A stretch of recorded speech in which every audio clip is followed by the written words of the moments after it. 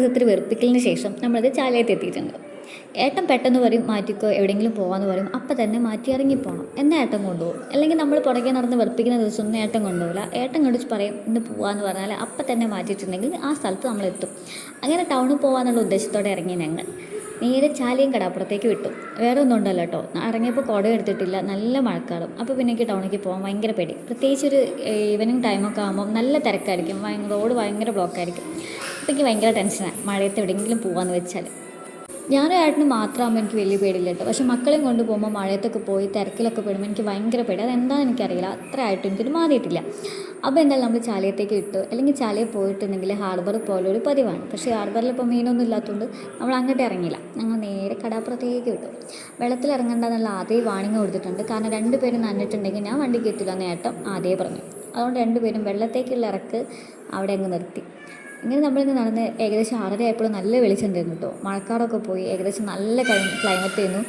അതുകൊണ്ട് നല്ല രസമുണ്ടായിരുന്നു ഓരോ ഫോട്ടോ എടുക്കാനും. ഞാൻ ഫോട്ടോ എടുത്ത് മരിക്കുകയായിരുന്നു.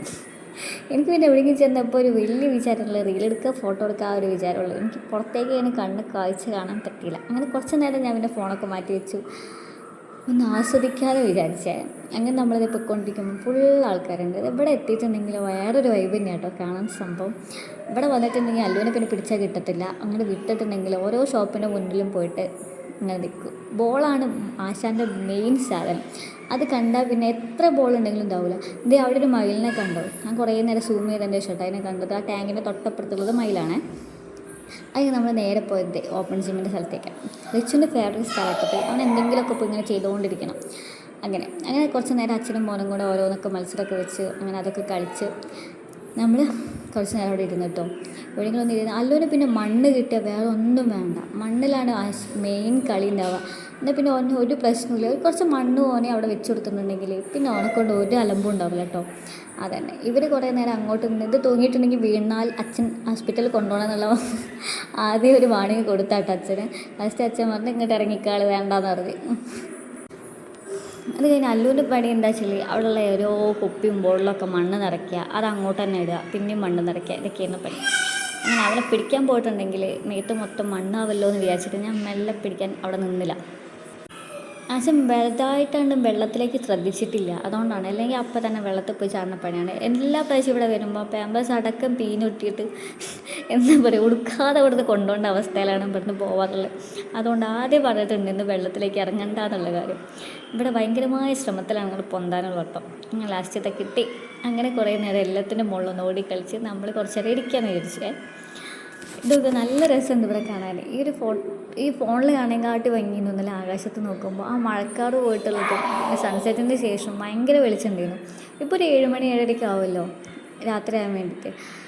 അപ്പം എന്തോ കടലിനേക്കാളും ഭംഗി എനിക്ക് ആകാശത്ത് തോന്നി. ഞാൻ കുറേ നേരം ആകാശത്തേക്ക് നോക്കിയിരിക്കുകയായിരുന്നു. നമ്മൾ ഈ സമാധാനത്തിനൊക്കെ ബീച്ചിൽ പോകുന്നിരിക്കാൻ ഭയങ്കര സമാധാനമൊന്നും കിട്ടുന്നു. പക്ഷെ നമുക്ക് സമാധാനം വേണമെങ്കിൽ 2 വീട്ടിൽ വെച്ചിട്ട് ഒറ്റയ്ക്ക് പോയിരിക്കണം. അപ്പോൾ നമുക്ക് കുറച്ച് സമാധാനം കിട്ടും.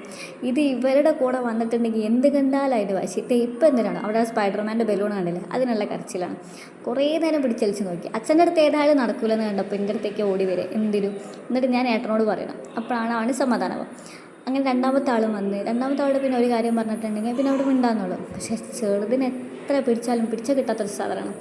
അങ്ങനെ കുറേ നേരം കഴിഞ്ഞപ്പോൾ 2 പിള്ളേർ അങ്ങോട്ടും ഇങ്ങോട്ടും ഓടണം കണ്ടപ്പോൾ ബോസും കൂടെ ഓടി കളിക്കാൻ പോയി.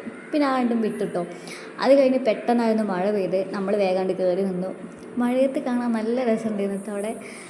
എന്താ പറയുക, ആ ഒരു കുടിൽ പോലത്തെ സംഭവത്തിൽ നിന്ന് ഇങ്ങനെ വെള്ളത്തിൽ വീഴുമ്പോൾ. പക്ഷേ ഇപ്പോൾ അല്ലുവിൻ്റെ കയ്യിൽ ഫോണായതുകൊണ്ട് എനിക്ക് ഒന്നും വീഡിയോ എടുക്കാൻ പറ്റിയില്ല. അത് കഴിഞ്ഞ് നമ്മളിത് നേരെ പോവാണ്. നമുക്ക് പോയി ഫുഡ് കഴിക്കാനുണ്ട്. ഇതെൻ്റെ എല്ലാ റീലിലും കാണുന്ന ഒരു റെസ്റ്റോറൻറ്റ് കേട്ടോ. കട്ടൻസ് നമ്മുടെ ഫറോക്ക് പുതിയ പാലത്തിനടുത്തുള്ളതാണ്. ഞാൻ അവിടെ തന്നെ ഫുഡ് കഴിക്കാൻ പോകല്. നല്ല ഫുഡാണ്, എനിക്ക് ഭയങ്കര ഇഷ്ടമാണ്. വേറെ എവിടെയും പോയിട്ട് ട്രൈ ചെയ്യാൻ നോക്കാറില്ല. എങ്ങോട്ടോ ഫുഡ് കഴിക്കാൻ പോകണമെന്ന് ചോദിച്ചിട്ട് നമ്മൾ കട്ടൻസിൽ മന്തി മതി എന്ന് തന്നെ പറയാം. വേറെ എന്തെങ്കിലും ഫുഡ് കഴിക്കണം എന്നൊക്കെ വിചാരിച്ചിട്ടാകും പോവുക. പക്ഷേ എന്ത് മെനു കാർഡ് കിട്ടിയിട്ടുണ്ടെങ്കിലും ലാസ്റ്റ് ഓർഡർ ചെയ്യുക മന്തി, അതായിരിക്കും. കാരണം അല്ലും കഴിക്കുക അതിൻ്റെ റൈസാണ്, ചിക്കനൊന്നും അവൻ കഴിക്കില്ല. അതിൻ്റെ റൈസ് ഭയങ്കര ഇഷ്ടമാണ് അവന്. അപ്പോൾ പിന്നെ ഞാൻ കഴിക്കുന്നതെല്ലാം അവന് കൊടുക്കാൻ പറ്റുമെന്ന് വിചാരിച്ചിട്ട് ഞാനും അത് കൊടുക്കും. ഇവിടെ വന്നിട്ടുണ്ടെങ്കിൽ ഈ ഒരു കളിക്കാനുള്ള സ്ഥലമുള്ളതുകൊണ്ട് നമുക്ക് കുറച്ച് റിലാക്സ് ആയിട്ടിരിക്കാം കേട്ടോ. ഫുഡ് എത്തണ വരെ അവരെ പിടിച്ച് അമർത്തി വെക്കേണ്ട ആവശ്യമില്ല. കാരണം അല്ലുവിന് അടങ്ങിയിരിക്കാന്ന് പറഞ്ഞാൽ അത്രയും റിസ്ക് ഉള്ള കാര്യം. അപ്പോൾ ഞങ്ങൾ മന്തിയും ബീഫിൻ്റെ ഫ്രൈ ഒക്കെ ഓർഡർ ചെയ്തു. അടിപൊളി ടേസ്റ്റ് ആട്ടോ ബീഫിൻ്റെ അത്. അങ്ങനെ കിട്ടിയിട്ടുണ്ടെങ്കിൽ കഴിക്കാൻ തോന്നുന്നുണ്ട്. അത് കഴിഞ്ഞ് നമ്മൾ മന്തിയൊക്കെ കഴിച്ചേ പാടും. അവൻ്റെ വയറ് ഫുള്ളായി. അവൻ പിന്നെയും പോയി കളിക്കാനാണ്. ഇതിൻ്റെ ഒറ്റയ്ക്ക് ആദ്യം ഇത് പേടിയൊന്നും ഇട്ട് കയറാൻ. കഴിഞ്ഞ വട്ടം വന്നപ്പോൾ ഇപ്പോൾ അത് ഒറ്റയ്ക്ക് വന്നിട്ട് കയറിയിരുന്ന് ഭയങ്കര കളിയാണ്. ഒരു കാറൊക്കെ പോക്കറ്റിലിട്ട് കൊണ്ടുവന്നുകൊണ്ട് അവൻ അതും വെച്ചിട്ടുള്ള ഭയങ്കരമായ നമ്മൾ ഫുഡ് കഴിച്ചു, പുറത്തിറങ്ങി ഞങ്ങൾ വീട്ടിൽ പോവുകയാണ്. കഴിച്ചു